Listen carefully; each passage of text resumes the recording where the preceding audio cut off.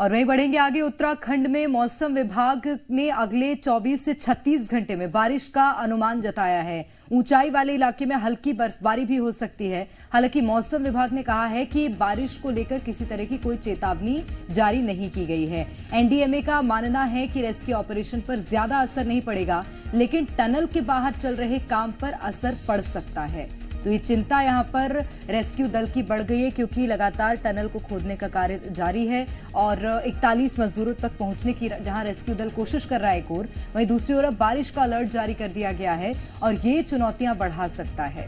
बिल्कुल, अगर बारिश तेज हो जाती है तो बाहर जो काम चल रहा है टनल के बाहर, वहां पर कीचड़ हो जाएगी और रेस्क्यू दल को बहुत ज्यादा परेशानी का सामना करना पड़ेगा। और वैसे ही इससे पहले ही बहुत सारी चुनौतियों का सामना कर रहा है रेस्क्यू दल। कभी ऑगर मशीन का ब्लेड टूट गया है, उसके बाद उसके जो वहां पर ब्लेड फंसे हुए हैं उनको निकालने का काम अलग से चल रहा है जो सेना कर रही है, और परपेंडिकुलर ड्रिलिंग, वर्टिकल ड्रिलिंग भी की जा रही है ताकि जल्द से जल्द मजदूरों को बाहर निकाला जाए। लेकिन अभी कम से कम 10 दिन का वक्त और लग सकता है और ऐसे में आईएमडी ने ये अलर्ट जारी किया है बारिश को लेकर कि बारिश आ सकती है उत्तरकाशी में। लेकिन अच्छी बात ये बताई गई है कि ज्यादा कोई असर ऑपरेशन पर नहीं पड़ेगा, लेकिन बाहर जो काम चल रहा है उसको जरूर प्रभावित कर सकती है ये बारिश।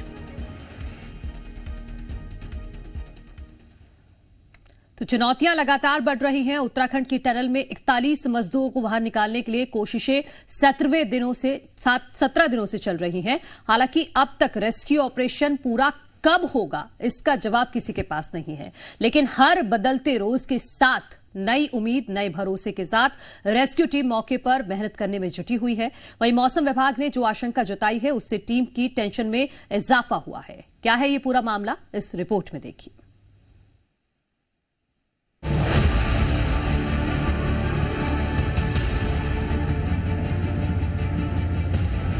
टनल में ऑपरेशन जारी, मौसम की टेंशन भारी, रेस्क्यू का 17वां दिन, चुनौती पर जोरदार एक्शन।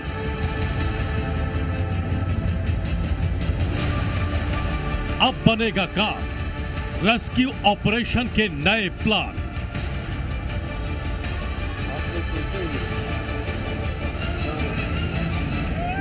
और 48 घंटों के बाद टनल में कल से एक बार फिर से हॉरिजॉन्टल ड्रिलिंग शुरू हो गई है। ऑगर मशीन का मलबा हेड टनल से आखिरकार हटा लिया गया है, लेकिन अब एक दो नहीं बल्कि टनल में 3 प्लान पर एक साथ काम शुरू हो गया है। इन तीनों प्लान को अंजाम तक पहुंचाने के लिए एक दो नहीं बल्कि कई एजेंसियां एक्शन मोड में हैं। 41 मजदूरों तक पहुंचने के लिए 86 मीटर की वर्टिकल ड्रिलिंग जारी है। अब तक 31 मीटर खुदाई हो चुकी है। टनल में जारी रेस्क्यू ऑपरेशन का जायजा लेने प्रधानमंत्री नरेंद्र मोदी के विशेष सचिव पीके मिश्रा, गृह सचिव अजय के भल्ला और उत्तराखंड के मुख्य सचिव एसएस संधू पहुंचे। इस दौरान उन्होंने हालात का जायजा लिया और मजदूरों से भी बातचीत की। टनल में फंसे मजदूरों की स्थिति की समीक्षा करने के लिए अब एक नई तकनीक का सहारा भी लिया जा रहा है। एआई एंड रोबोटिक्स डेवलपर की मदद से मजदूरों की हेल्थ और उनके हाव भाव के साथ साथ सुरंग के अंदर की स्थिति पर भी निगाह रखी जाएगी। रोबोटिक्स मजदूरों और टनल पर 3 तरीके से नजर रखेगा। नंबर 1, मजदूरों के बिहेवियर और उनकी हेल्थ को 24 घंटे मॉनिटर किया जाएगा।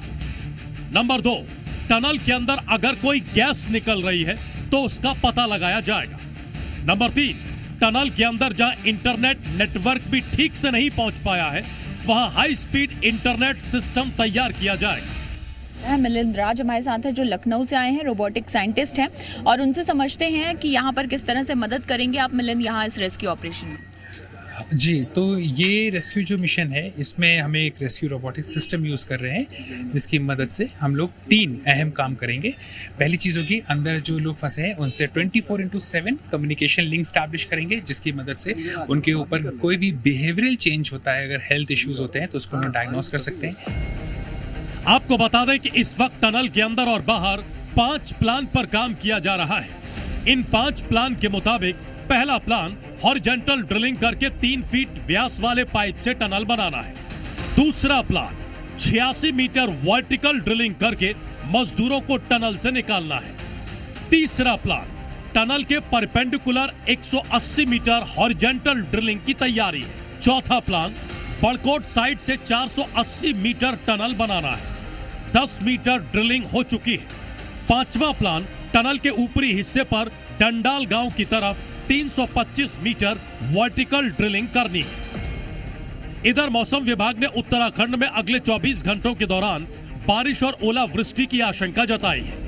मौसम में होने वाले बदलाव की वजह से रेस्क्यू ऑपरेशन भी प्रभावित हो सकता है। एक तरफ जहां मशीनें, रेस्क्यू टीम और दर्जनों विशेषज्ञों की टीम मौके पर मशक्कत करने में जुटी हैं, वहीं दूसरी तरफ पीएम मोदी ने देशवासियों से अपील की कि सभी 41 श्रमिकों की सकुशल वापसी के लिए प्रार्थना करें।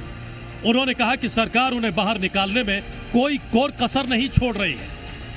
हमें अपनी प्रार्थना में उन श्रमिक भाइयों को भी स्थान देना है जो बीते करीब 2 सप्ताह से उत्तराखंड की एक टनल में फंसे हुए हैं। सरकार और तमाम एजेंसियां मिलकर उन्हें संकट से बाहर निकालने में कोई कोर कसर बाकी नहीं छोड़ रही है। लेकिन इस राहत और बचाव अभियान को हमें बहुत सतर्कता से ही पूरा करना है। जाहिर है उम्मीद, विश्वास और तकनीक के भरोसे के साथ टनल में रेस्क्यू ऑपरेशन जारी है। वहीं दुआओं का असर भी रेस्क्यू ऑपरेशन में मददगार साबित होगा। लिहाजा उम्मीद जताई जा रही है कि जल्दी ही रेस्क्यू ऑपरेशन पूरा होगा और 41 मजदूर खुली हवा में सांस ले पाएंगे। उत्तरकाशी से अंजलि सिंह, सुरेंद्र डसीला के साथ ब्यूरो रिपोर्ट, जी मीडिया। तो मनु, रेस्क्यू ऑपरेशन लगातार जारी है, लेकिन अब अगर मौसम में परिवर्तन होता है तो ये कितनी बड़ी चुनौती होगा, क्योंकि इसके लिए मुझे लगता है बचाव दल भी तैयार नहीं था कि इस तरह की स्थितियां बन पाएंगी।